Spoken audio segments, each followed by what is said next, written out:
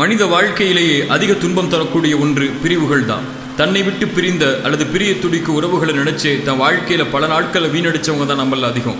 ஒன்று புரிஞ்சுக்கணும், இறைவன் கொடுத்த இந்த வாழ்க்கையில் நம்மளோட கடைசி வரை நம்ம இலக்கடைய நமக்காக அமைக்கப்பட்ட உறவுகள் நம்மோட தான் கடைசி வரை இருக்கும். அதை உலகமே நினைச்சாலும் பிரிக்க முடியாது. நம்மளோட நம்ம இலக்கடைய தகுதி இல்லாத உறவுகள் நம்மளை விட்டு பிரிஞ்சு தான் ஆகும். உலகமே நம்மளோட தக்க வைக்காத நினைச்சாலும் தக்க வைக்க முடியாது. அந்த பிரிவுகள் வழியை தரும், வேதனையை தரும். மனசுக்கு சொல்லிக் கொடுக்க வேண்டிய விஷயம் ஒன்று தான், உன்னோடு இருக்க தகுதி இல்லாத உறவுகள் உன்னோடு ஒருபோதும் இருக்காது. அந்த உறவுகளுக்கு தைரியமாக விடை கொடு. தகுதி இல்லாதது உன்னை விட்டு நீங்கினாதான் தகுதி உடையது உன்னை வந்து சேரும்.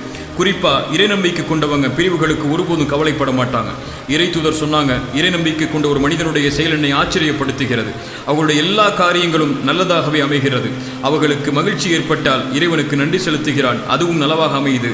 அவனுக்கு சிரமம் ஏற்பட்டால் பொறுமை காக்கிறான், அதுவும் நலவாக அமையுதுன்னு சொல்லி பிரிவுகள் வேதனையை தந்தா பொறுமையாயிருங்க.